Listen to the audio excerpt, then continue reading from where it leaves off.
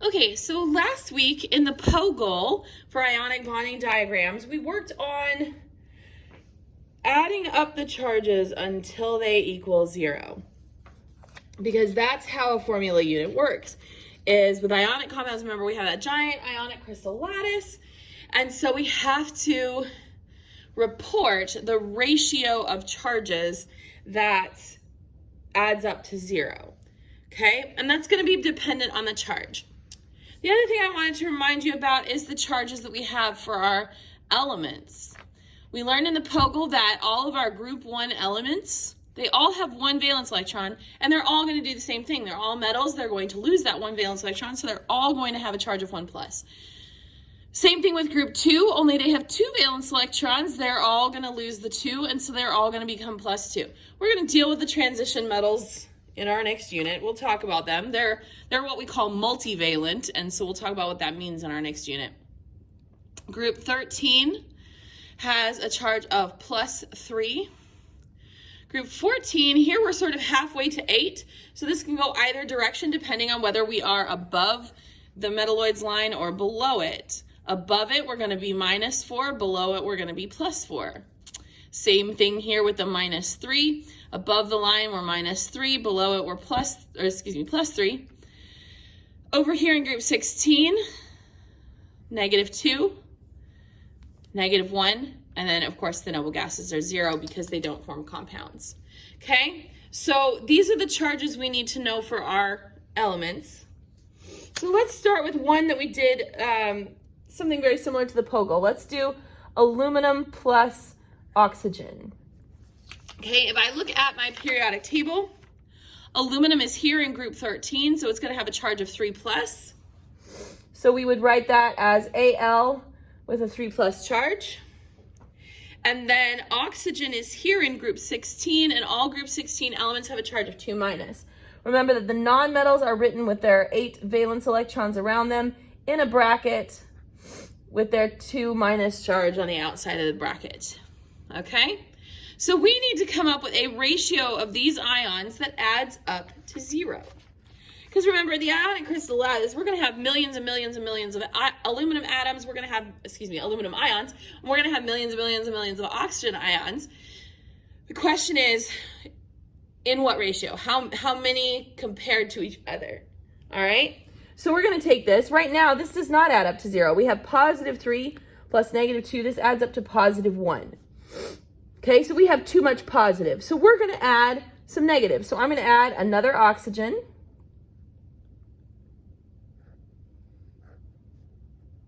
With a 2- charge. So now that's +3 and -4. So now I have 1-. Now I have too much negative. So I'm going to add some more positive. The positive is the aluminum.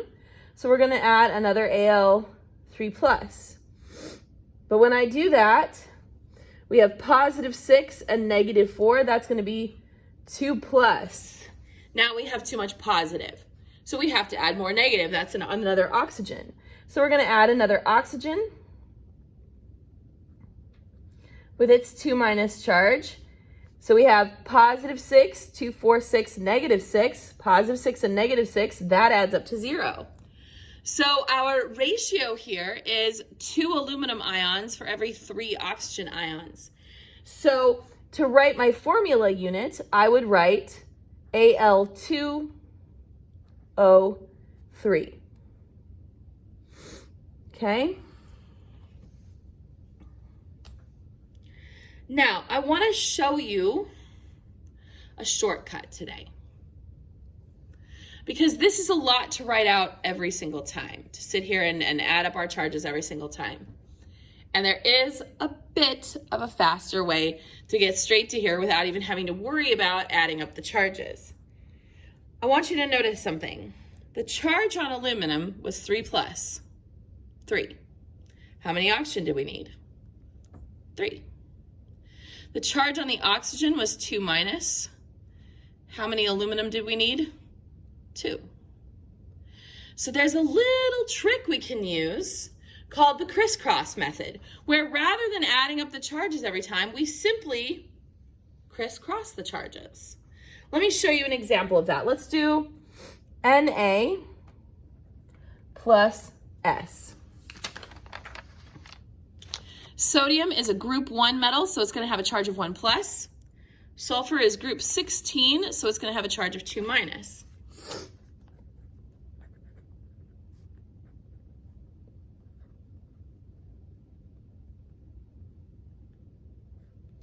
If we use this crisscross method, since the charge on the sulfur is 2, that means there would be 2 sodiums.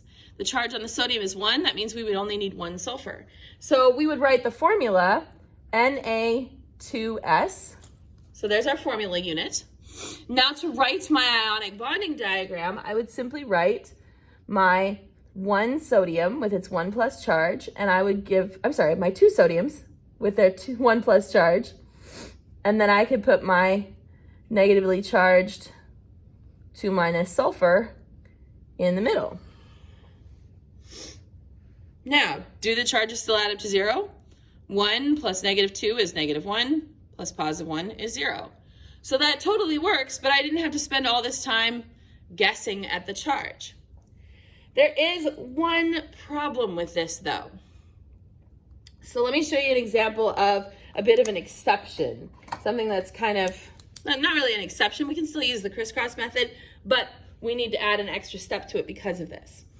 So let's try magnesium and oxygen.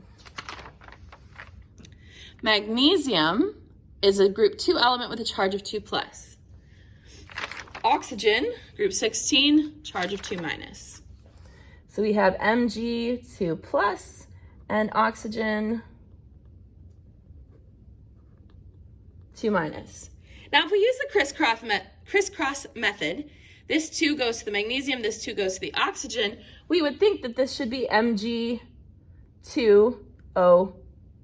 as our formula unit. That is incorrect. That's not right. Because if you look, 2 positive plus 2 negative already adds up to 0. So did I really need 2 magnesiums and 2 oxygens? No, I didn't. I only needed 1 of each. So the rule here is that if you can reduce this when you crisscross, you do. So these are both divisible by 2. 2 divided by 2 is 1, 2 divided by 2 is 1. So our correct formula unit is just MgO. And our correct ionic dot diagram is Mg2 plus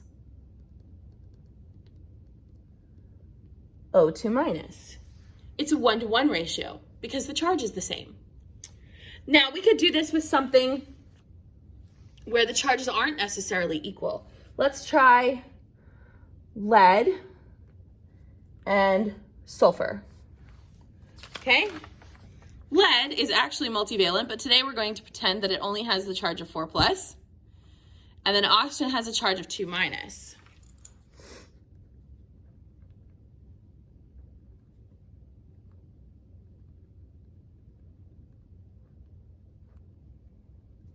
Now, if we use the crisscross method, the 2 from sulfur goes to lead, the 4 from lead goes to sulfur.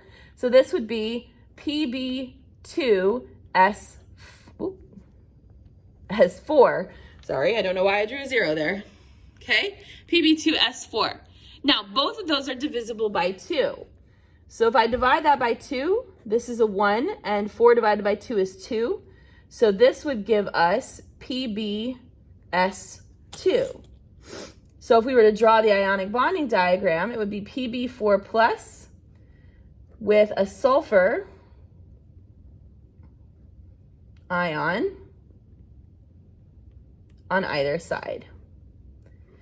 And if you look at this, my charges do in fact add up to 0. Negative 2 plus positive 4 is positive 2.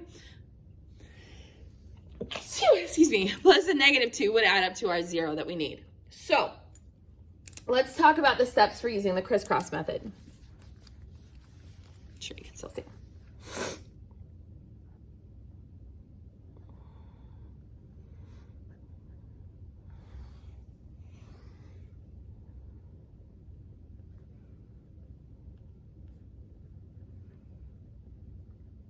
Step 1,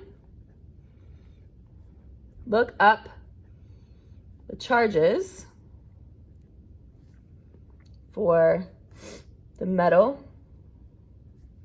and the nonmetal.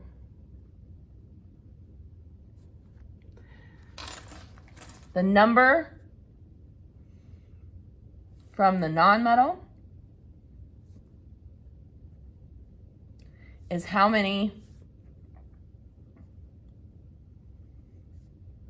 metal atoms or metal ions you need. Sorry, keep calling them atoms. The number from the metal is how many nonmetal ions you need. But remember that if you can reduce, you do reduce. Okay, so make sure that you crisscross the charges and then reduce them if you can. They're not always reducible. Okay, so remember that this is only if you can. All right, so you may actually use either method. If you want to sit here and write out the charges every single time and add them all up, that's fine. But if you would prefer to do it faster with a crisscross method, this is how you do that. So you have practice worksheet to do today, and then we will be having a quiz later in the week.